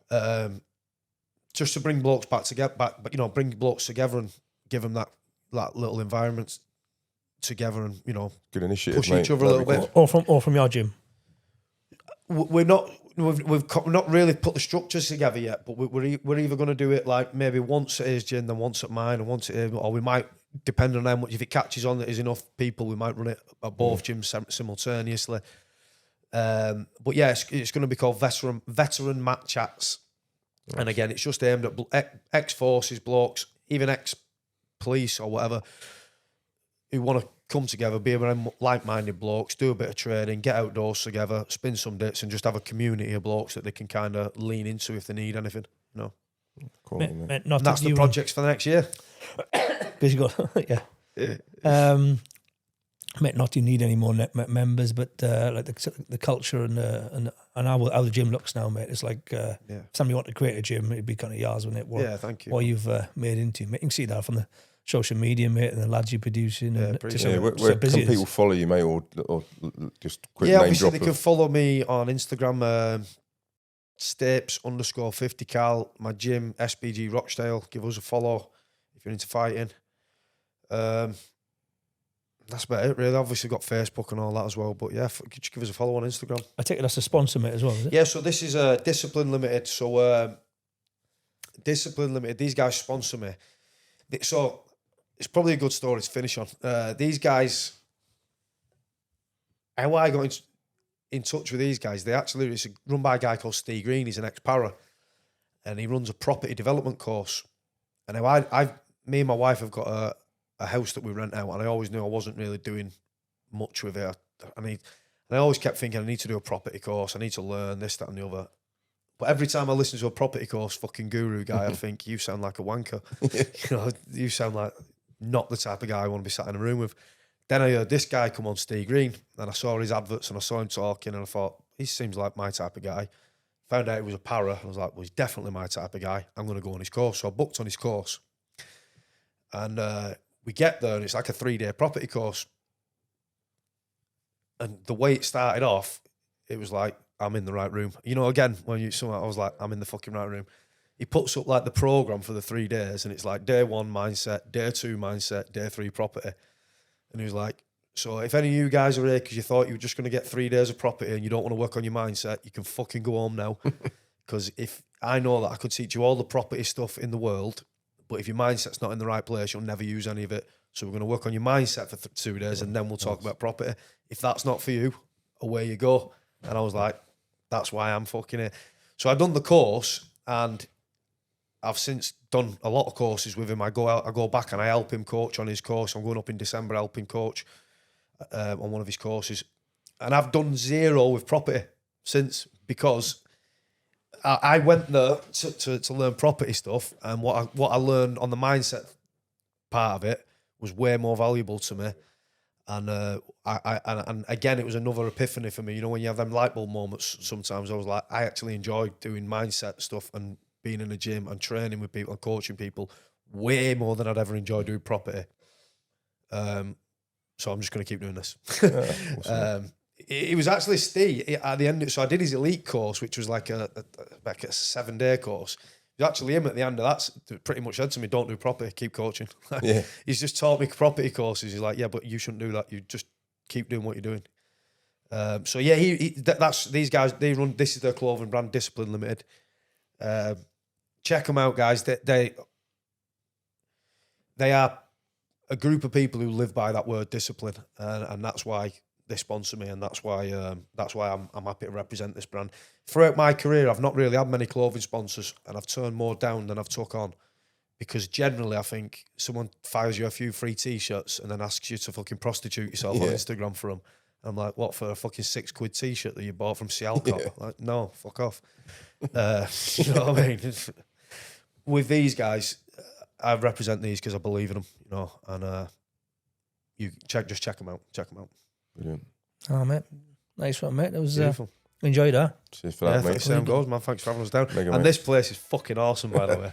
Awesome. Yeah, for thought next you thought party, you mate. like it, mate. Nah, thanks for your time, mate, and sharing all that, mate. Yeah, That's no worries, awesome. man. Thank you very much for Cheers, having me. Stapes. Pleasure, To get a mate. picture with the rifle, mate, before you leave. Got to get a photo with the rifle. Cheers, mate. Cheers, mate. Nice Thank one. you.